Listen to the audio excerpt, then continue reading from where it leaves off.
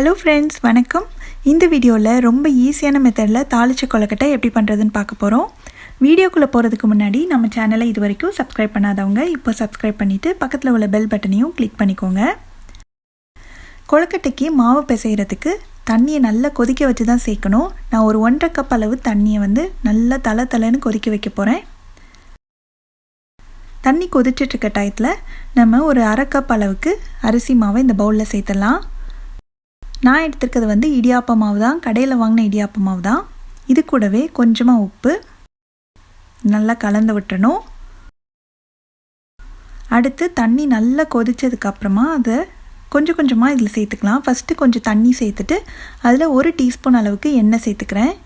நீங்கள் இதுக்கு பதிலாக தண்ணி கொதிக்க வைக்கும் போதே 1 டீஸ்பூன் எண்ணெய் வேணும்னாலும் சேர்த்துக்கலாம். அளவு நம்ம எடுக்கிற அரிசி மாவோட தரத்தை பொறுத்து கொஞ்சம் முன்ன பின்ன இருக்கும், அதனால் கொஞ்சம் கொஞ்சமாக சேர்த்துக்கோங்க. இப்போ கையை வச்சு நல்ல ஸ்மூத்தான மாவு கிடைக்கிற அளவுக்கு பிசைஞ்சுக்கணும். நல்ல ஸ்மூத்தாக நல்ல சாஃப்டான கொழுக்கட்டை மாவு ரெடி ஆயிடுச்சு. அடுத்து நம்ம இட்லி தட்டுலையோ இல்லை இந்த மாதிரி ஒரு ஸ்டீமர் பிளேட்லேயோ நீங்கள் கொழுக்கட்டையை நம்ம உருட்டி வைக்கலாம். இதில் ஃபஸ்ட் கொஞ்சமாக 1 டீஸ்பூன் அளவுக்கு எண்ணெய் சேர்த்து நல்லா தடவி விட்டுருங்க. அப்போ தான் கொழுக்கட்டை ஒட்டாமல் இருக்கும். இப்போ நம்ம பிசைஞ்சு வச்சுருக்க மாவுலேருந்து கொஞ்சம் கொஞ்சமாக எடுத்து சின்ன சின்ன உருண்டைகளாக ஒரே அளவாக நம்ம உருட்டிக்கணும். நீங்கள் இந்த அளவு உங்களுக்கு பெருசாக வேணாலும் உருட்டிக்கலாம், இல்லை இதோட குட்டியாக வேணாலும் உருட்டிக்கலாம். நான் கொஞ்சம் மீடியம் சைஸாக ஒரே அளவாக உருட்டிக்க போகிறேன்.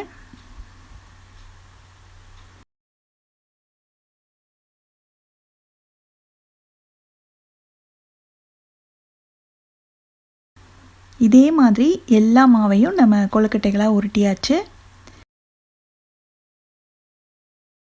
இப்போது நல்லா இந்த பிளேட்டில் ஸ்ப்ரெட் பண்ணி விட்டுட்டு ஏற்கனவே இட்லி பாத்திரத்தில் கொஞ்சமாக தண்ணி ஊற்றி நல்லா தண்ணி கொதிக்க ஆரம்பிச்சிருச்சு. இந்த அளவுக்கு தண்ணி தளன்னு கொதிச்சதுக்கப்புறம் தான் நம்ம இந்த ஸ்டீமர் பிளேட்டை உள்ளே வைக்கணும். இதை உள்ளே வச்சுட்டு மூடி வச்சு ஸ்டவ்வை மிதமான தீயில் வச்சு 7 நிமிஷம் நான் வேக வச்சுக்க போகிறேன்.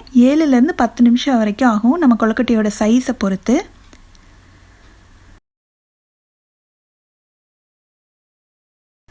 இப்போ 7 நிமிஷம் ஆயிடுச்சு, திறந்து பார்க்கலாம். இப்போ பார்த்தீங்கன்னா கொழுக்கட்டையோட வெளிப்புறம் பாருங்கள், ஒரு மாதிரி கொஞ்சம் ஷைனிங்காக இருக்கு இல்லையா? இந்த மாதிரி வந்துருச்சுனாலே நல்லா வெந்துருச்சுன்னு அர்த்தம். இப்போது ஸ்டவ் ஆஃப் பண்ணிவிட்டு இதை எடுத்து வெளியில் வச்சுட்டு கொஞ்சம் ஆற விட்டுலாம்.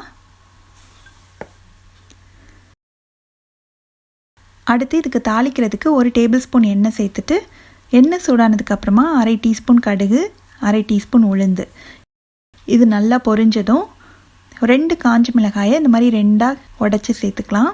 கொஞ்சமாக கருவேப்பிலை, இது கூடவே ஒரு 1/8 டீஸ்பூன் அளவுக்கு பெருங்காயத்தூள்.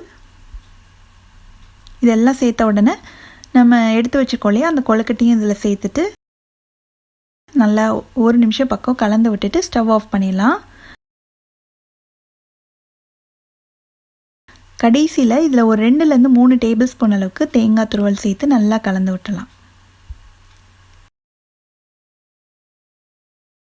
அவ்வளோதான்.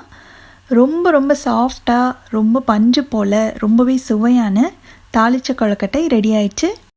நீங்களும் இந்த ரெசிபியை கண்டிப்பாக வீட்டில் ட்ரை பண்ணி பார்த்துட்டு எப்படி வந்ததுன்ற கமெண்ட்ஸை மறக்காமல் ஷேர் பண்ணுங்கள். தேங்க்ஸ் ஃபார் வாட்சிங்.